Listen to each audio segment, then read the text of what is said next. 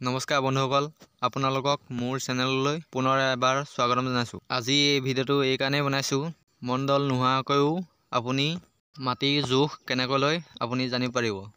মাটিৰ জোখ লোৱাই নহয়, আপুনি মাটি এডোখৰ কেনেকৈ কিনিব জানিব লাগিব, তাৰ হিচাপ আপুনি জানিব পাৰিব। আগতে মাটি আমি জানিছিলোঁ নলৰ হিচাপত জোখা হৈছিল, আজিকালি লেচাৰ হিচাপত জোখা হয়।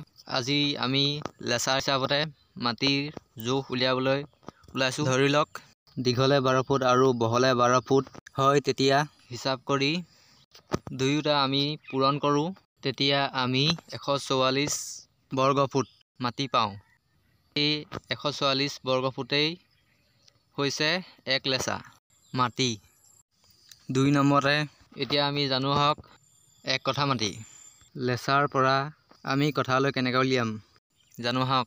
আমি যদি এনেকুৱা 20 লেচা সমান মাটি লওঁ, তেতিয়া হ'ব এক কঠা মাটি।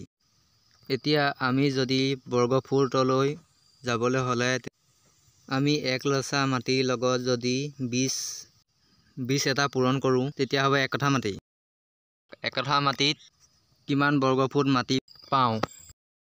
আমি জানিছিলোঁ 144 বৰ্গ ফুট মাটিয়ে হৈছে এক লেচা। আমি 144 লগত 20 এটা পূৰণ কৰি দিওঁ, 2880 বৰ্গ ফুট মাটি পাওঁ।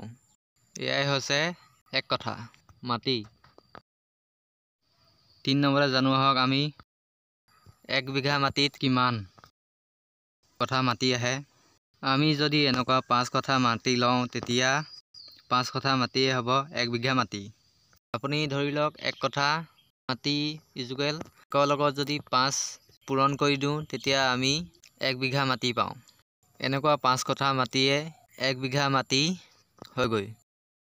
এতিয়া আমি বৰ্গ ফুটত উলিয়াবলৈ হ'লে 2880 বৰ্গ ফুটৰ লগত যদি আমি 5 এটা পূৰণ কৰি দিওঁ, তেতিয়া আমি 14400 বৰ্গ ফুট মাটি পাওঁ। এয়াই হ'ব 1 বিঘা মাটি। এতিয়া আমি জানো হওক 1 পুৰা কিমান বৰ্গ ফুট মাটি থাকে। আমি জানিছিলোঁ 1 বিঘা মাটি লগত যদি আমি 4 এটা পূৰণ কৰি দিওঁ, তেতিয়া 1 পুৰা মাটি পাওঁ। আমি এতিয়া জানো হওক 1 পুৰা মাটিত কিমান বৰ্গ ফুট মাটি থাকে। আমি জানিছিলোঁ 14400 লগত যদি আমি 4 এটা পূৰণ কৰি দিওঁ, তেতিয়া আমি 57600 বৰ্গ ফুট মাটি পাওঁ। এয়াই হৈছে 1 পুৰা মাটি। আমি আজি অলপ একৰ আৰু হেক্টৰ বিষয়ে জানিম।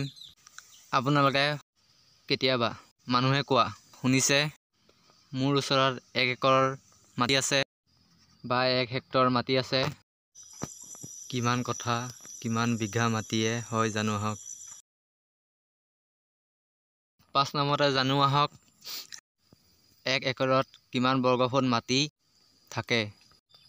আপুনি জানি লওক 1 একৰত 43560 বৰ্গ মাটি পোৱা যায়, মাটি পাওঁ। এতিয়া আমি বিঘাত উলিয়াবলৈ হ'লে 43560 বৰ্গ ফুটক 14400 বৰ্গ ফুটে হৰণ কৰিব লাগিব। হৰণ কৰিলে আমি 3.025 বিঘা মাটি পাওঁ। 3 বিঘা 0.025 লগত যদি 100 এটা পূৰণ কৰোঁ, তেতিয়া আমি পাওঁ 3 বিঘা। আপুনি জানিব পাৰিব 3 বিঘা 2.5 লেচা মাটিয়ে হৈছে 1 একৰ মাটি কোৱা হয়। এতিয়া আমি 6 নম্বৰতে জানো আহক 1 হেক্টৰত মাটিত কিমান বৰ্গ ফুট মাটি থাকে। আপুনি জানি লওক 1 হেক্টৰ কিমান বৰ্গ ফুট মাটি থাকে। 1,07,639 বৰ্গ ফুটেই হৈছে 1 একৰ মাটি। 1 হেক্টৰ মাটি উলিয়াবলৈ হ'লে আমি 1,07,639 বৰ্গ ফুট মাটিয়ে লগত যদি আমি 14400 বৰ্গ ফুট মাটি হৰণ কৰি দিওঁ, তেতিয়া আমি 7.47 বিঘা মাটি পাওঁ। এতিয়া আমি 7.47 বিঘা লগত যদি 47 লগত 100 এটা পূৰণ কৰি দিওঁ, তেতিয়া আমি 7 বিঘা 47 লিচা মাটি পাওঁ। ইয়াক আমি বিঘাত উলিয়াবলৈ হ'লে আমি পাওঁ 7 বিঘা 2 কঠা 7 লেচা মাটি পাওঁ। আজিলৈ ইমানেই। ভিডিঅ'টো ভাল লাগিলে লাইক এটা কৰিব। আকৌ এটা নতুন ভিডিঅ' লৈ আহিম আপোনালোকৰ মাজলৈ। আৰু ভিডিঅ'টো চালে লাইক কৰি দিব আৰু চেনেলটো ছাবস্ক্ৰাইব কৰি দিব প্ৰথমবাৰ চাইছে যদি। আৰু কাষতে থকা বেল বালা আইকনটো দবাই দিব, সোনকালে মোৰ ভিডিঅ' চাব পাৰিব।